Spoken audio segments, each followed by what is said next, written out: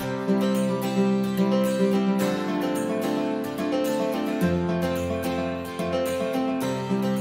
right, welcome back to the Trauma Therapist Podcast. My name is Guy McPherson. My mission is to raise the awareness of trauma and to support and inspire new trauma therapists just starting out on their trauma-informed journey. I do that with my membership community, Trauma Therapist 2.0, my online courses and workshops, and the Trauma Therapist newsletter. If you're a therapist of any kind and you work with individuals who've been impacted by trauma, I invite you to head on over to my website at thetraumatherapistproject.com. That's thetraumatherapistproject.com. All right, let's get started.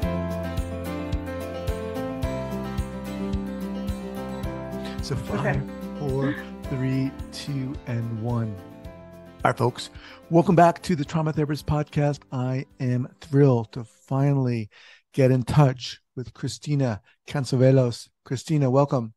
Thank you for having me. I am so honored to be here. I love your podcast. So thank you. You're welcome. And I appreciate that.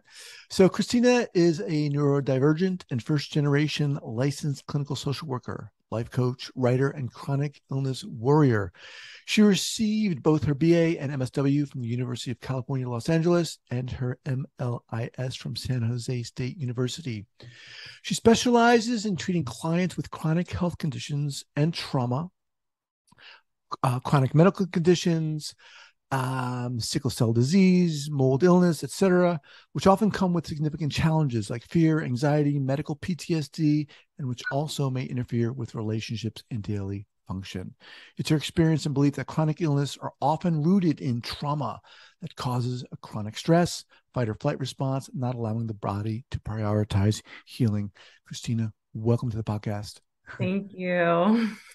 All right. So before we get going here, share with our listeners where you are from originally and where you are currently. So I'm currently in Joshua Tree, but I've lived all over Southern California.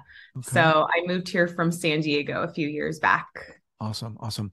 All right. So let's dive into it. How the heck did you get into this place such that we're talking today? Well, I think it was my own chronic illness, my own traumas. I ended up getting Lyme disease after working abroad in Mexico. I was doing humanitarian work. That was my past life. I was with various NGOs. I was waiting to be placed with Doctors Without Borders. So that's what I was doing. That was my identity. That was my life. And my life literally turned upside down. I got very sick while abroad. I had to cut my contract early, come back here. I was passed around like a hot potato. I could barely work because I was fainting. I was so incredibly ill. No one knew what was going on. Eventually, I saw a Lyme literate physician, and I'd only heard of Lyme peripherally. I didn't know much about it. But he took one look at me, and based on my presentation and my symptoms, knew right away that it was Lyme and Lyme co-infections. So that's kind of where and how this all started. It wasn't just, I'm accepting this diagnosis. I need to understand how and why this happened to me. Mm-hmm. You know, why is it that someone else gets bit by a tick and nothing manifests, they don't get sick? Why is that? So while I was couchbound, I couldn't work. I was dependent on my parents wholeheartedly, like pretty much with everything. I kind of took a deep dive into my own well-being and background and to understand the root cause of my dis-ease.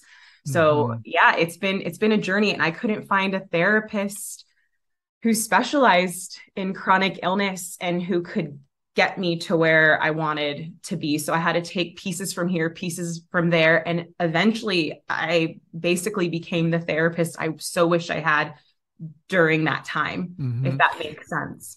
Let me interject for 1 second. So for those listeners who aren't familiar with, just give us a thumbnail of what Lyme disease is. Oh gosh. So Lyme disease is considered the great imitator. It has over 300 symptoms. There's various doctors who are now saying MS and Parkinson's and Alzheimer's are rooted in Lyme disease. So it can manifest into so many different ailments and autoimmune diseases, and each person presents very differently, right? It's, there's like neuro Lyme, there's all sorts of things. So for me, it was like, I had more of the dysautonomia, which is more of like low blood pressure, fainting spells. I became highly sensitive to sense, to food, at extreme fatigue. I, would have areas of my body that were numb that I couldn't Oh my feel. I gosh. would have pain. I mean, the list goes on and on in terms of my symptoms. But with that being said, every person I've ever met with Lyme has various symptoms. You mentioned being bitten by a tick. I don't know. I don't recall being bit by. Is that the cause? That's usually the cause. Oh Yeah, wow. yeah. Okay. So it's carried. It's tick. Yeah, it's a tick-borne illness, and then some doctors do believe that mosquitoes carry it as well. So I know I've had many mosquito bites in my life, and ticks can be so tiny, right? And I think it's only 20% of people end up with the Lyme rash after a tick bite. So perhaps I've hiked quite a bit in my life. Perhaps I was bit at some point, but I've had chronic illness the majority of my life. So it could have been at any given point. So, how did things unfold such that you said to yourself, "Well, how did you approach your quote unquote healing path?"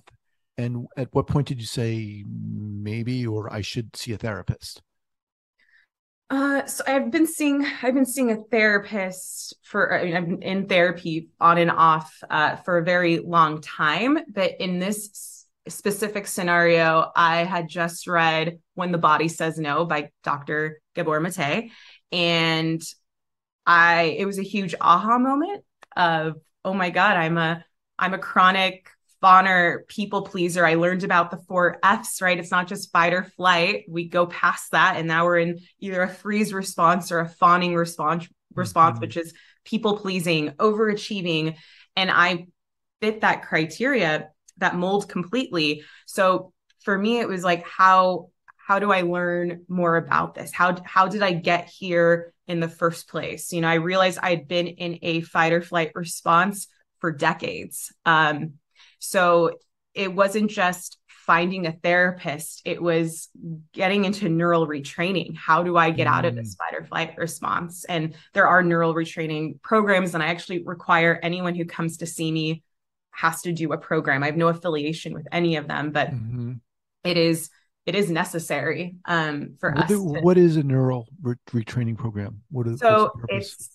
it's retraining your brain. So we neurons that fire together, wire together. And if we've been in a fight or flight response for a very long time, I see it kind of as like a snowball effect.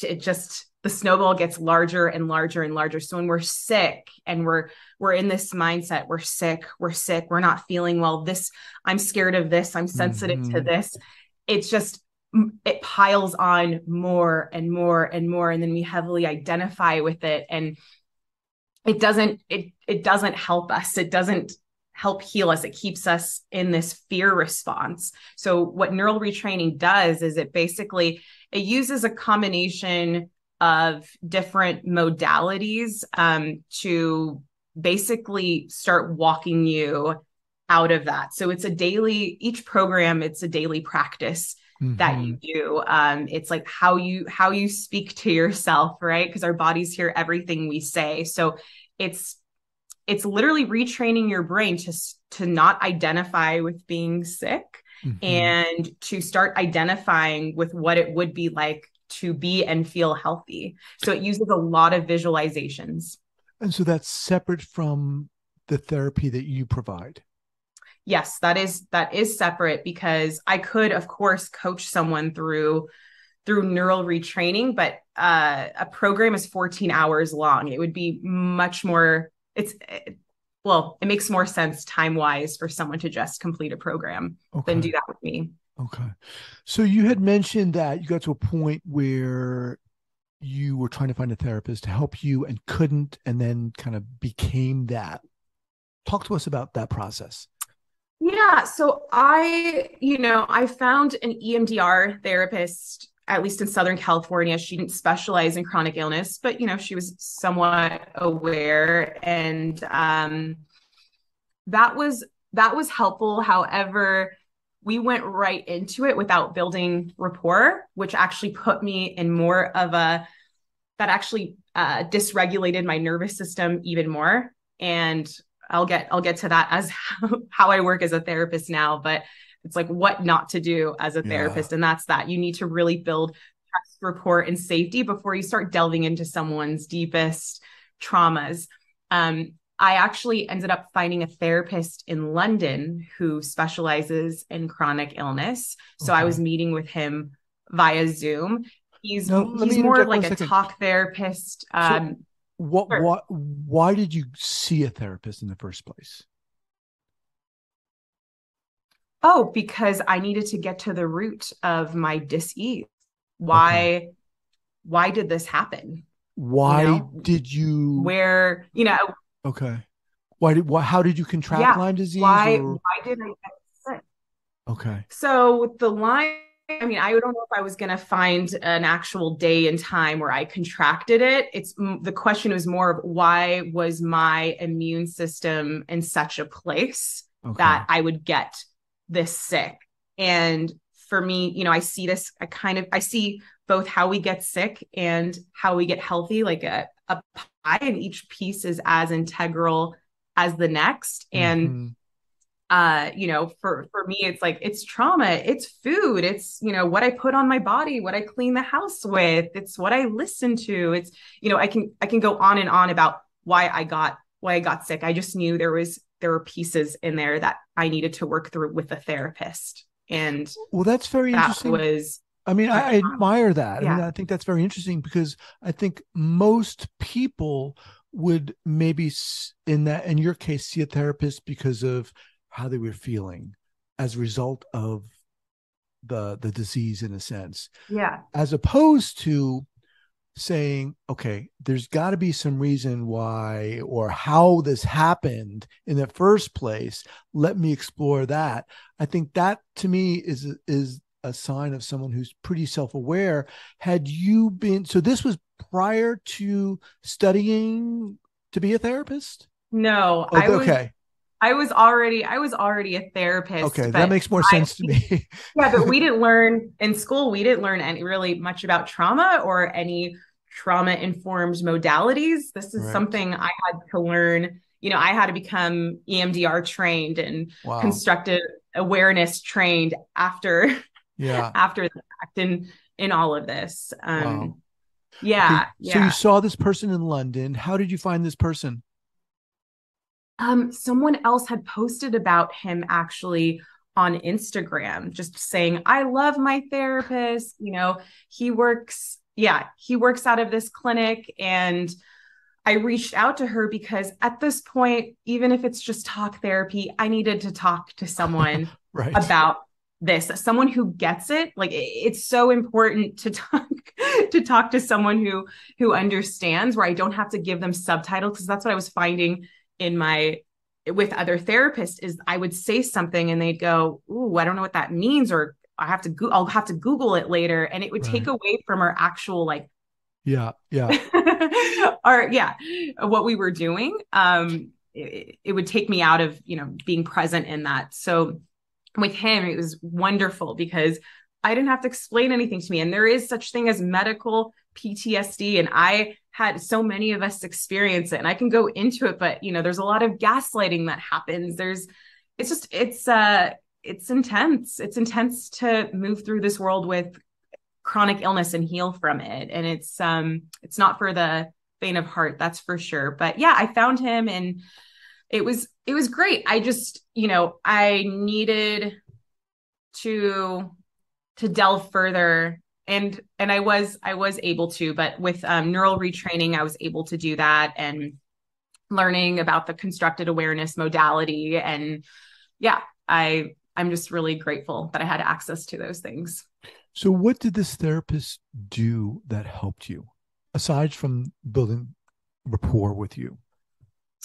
I mean, I think just, yeah, building rapport, seeing me, understanding where I was coming from, offering a different perspective. Yeah. You know, if I brought something up, he would bring up a different perspective or reflect things back to me that I hadn't thought about.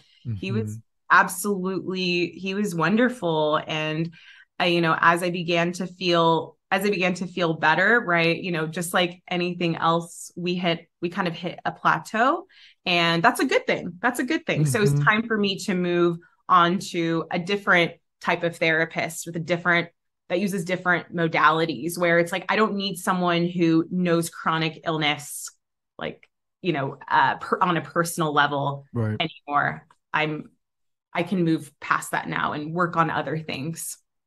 So what did you learn about yourself? What did you learn? And I'm assuming you probably still are learning, but what are some of the things that you learned? Okay, how this happened? How did my whole psyche, how was it constructed that enabled me to get sick or contributed to that? What did you learn? I learned that, you know, as a child, I adapted to my trauma by overachieving, by people pleasing, by becoming a parentified child. That was my way of surviving and adapting, which is wonderful. I'm so glad that I survived my childhood and my teen years.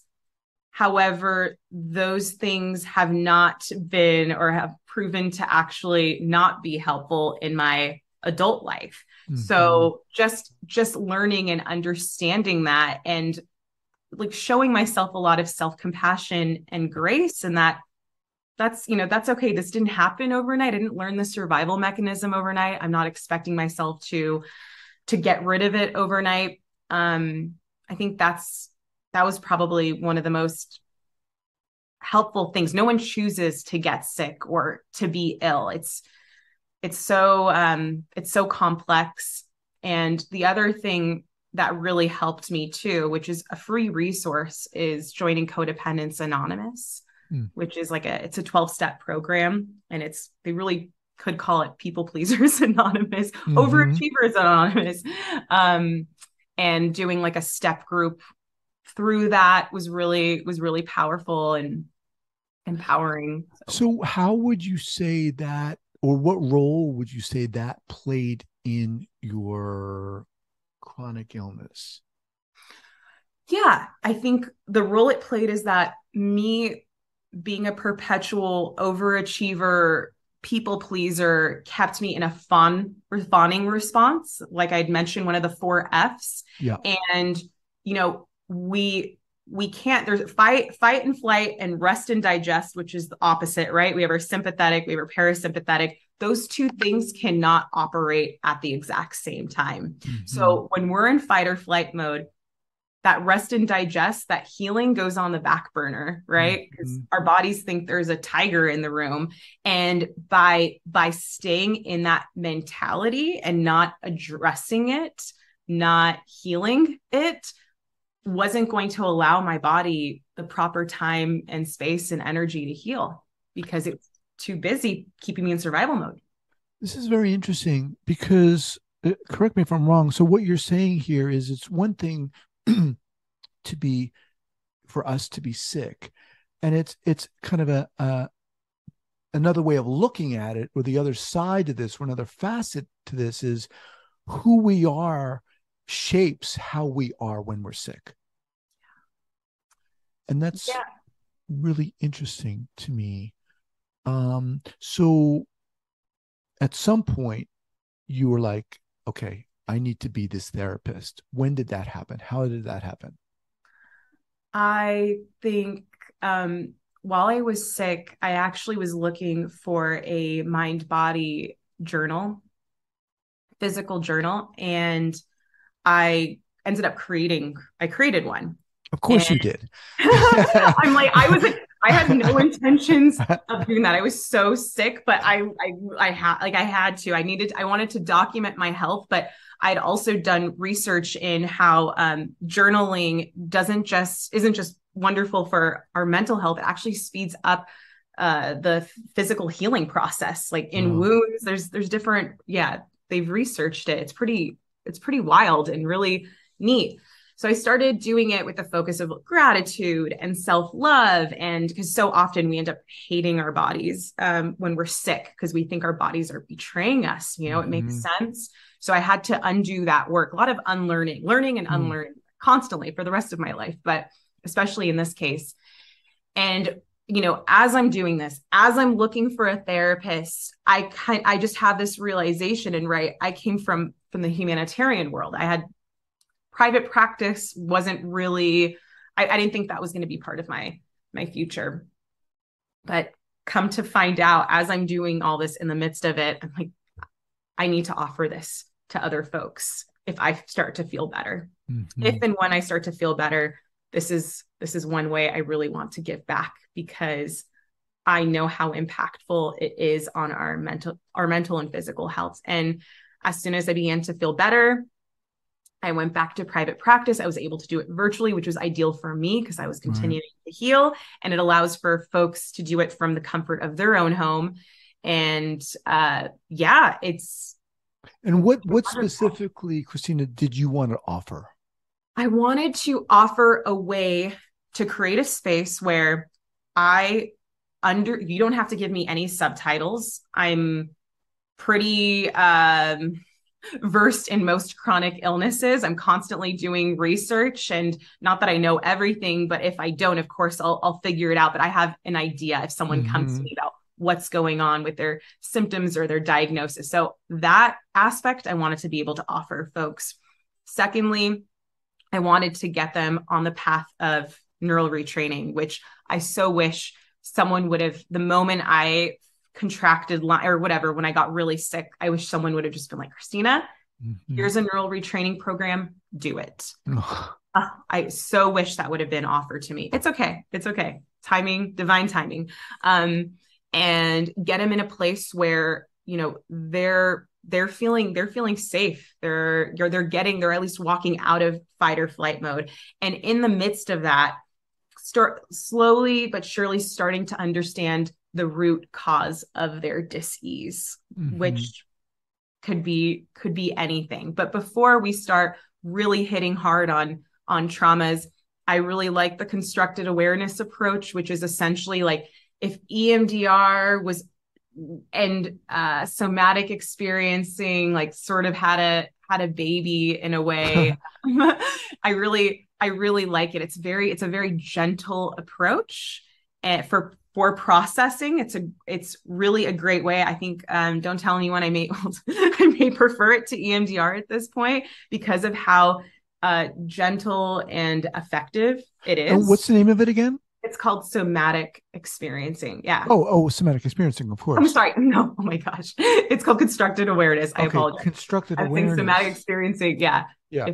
Now, okay. I want you to talk about that briefly, but before we do that, you said you explore with people the kind of origin of or what the cause of their illness. Now, what do you mean by that? Because when I'm sure people are listening, well, what do you mean? I mean, people get cancer through certain, specific happenings in their cells. Are you saying that beyond the physiological or in accordance with the physiological, there's some other cause of the disease? I'm referring to how they got stuck in fight or flight mode. And that's like that. When I said dis-ease. Dis-ease. Okay. Yeah. Okay. Yeah. Yeah. Okay. So I appreciate that. Yeah. Sorry. Okay. Dis-ease. Okay. But why, how did you get to be in chronic fight or flight? Because I've yet to meet anyone with chronic illness who isn't in a chronic fight or flight or stress response. Right.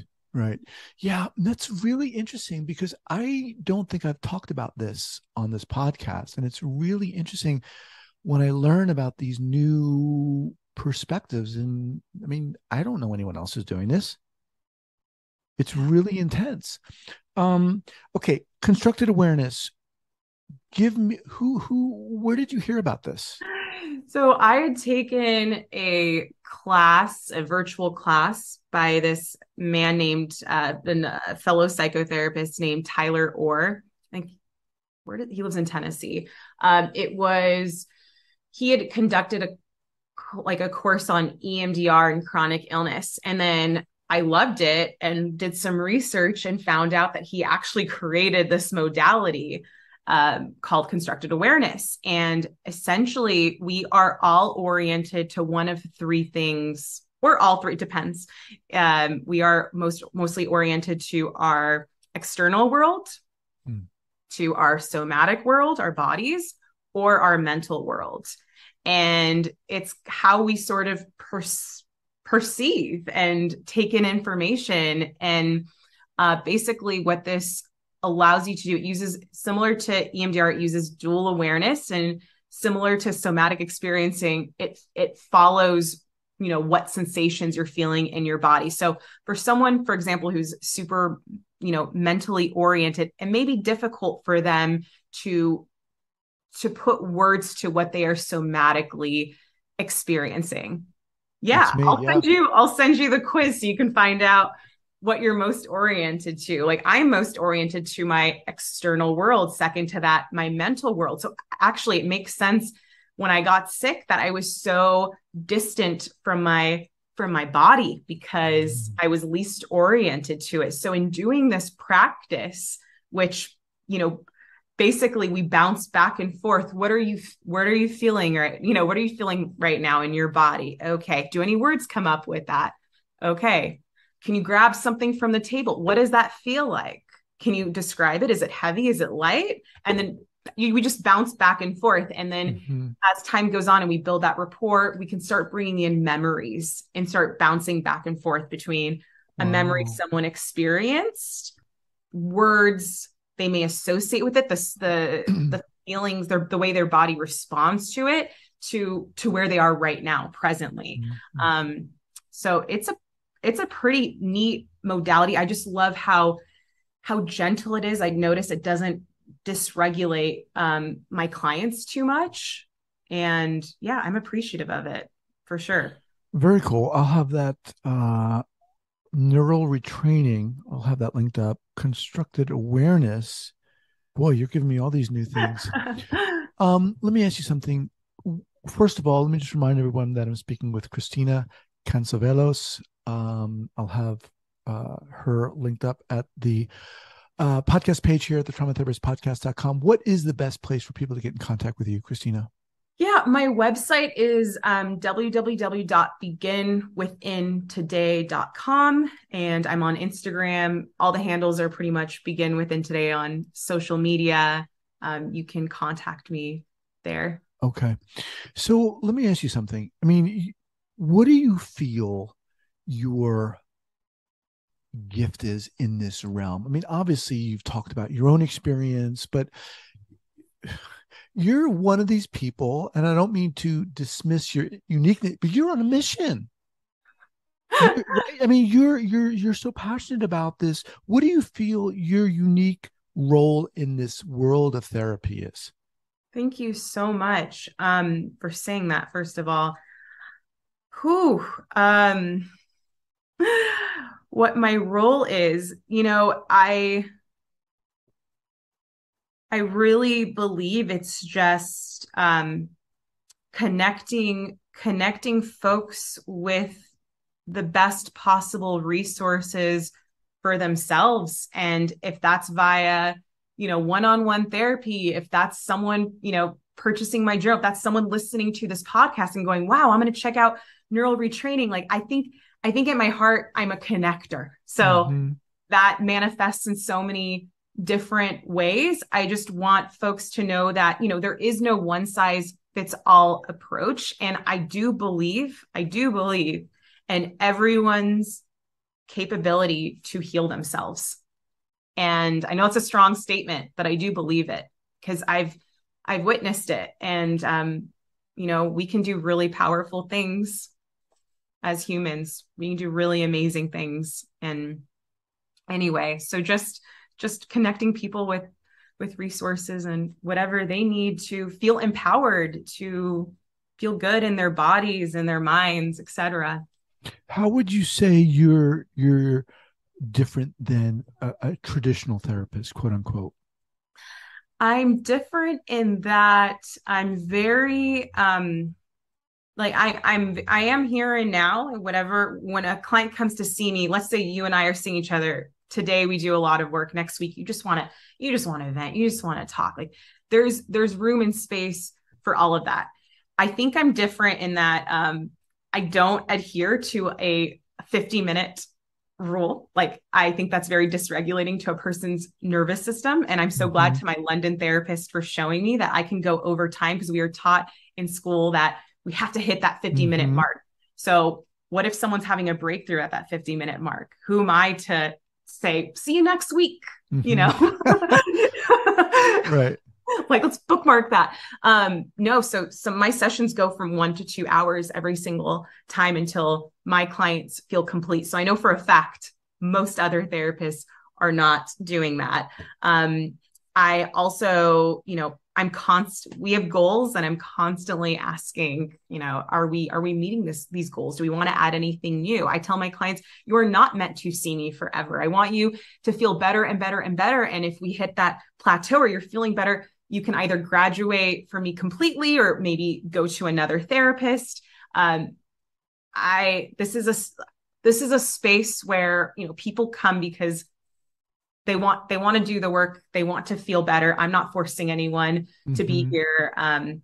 And I also think, in what I offer, like in the neural retraining world, like they may do a program, but I'm helping coach them. And I don't think a lot of people are trained in constructed awareness or even EMDR really. And, getting to mix all of these modalities is a pretty cool thing. that's what I said. I'm like, the more I learn, the less I know. And I'm constantly learning and trying to, better my practice and better the experience for my clients.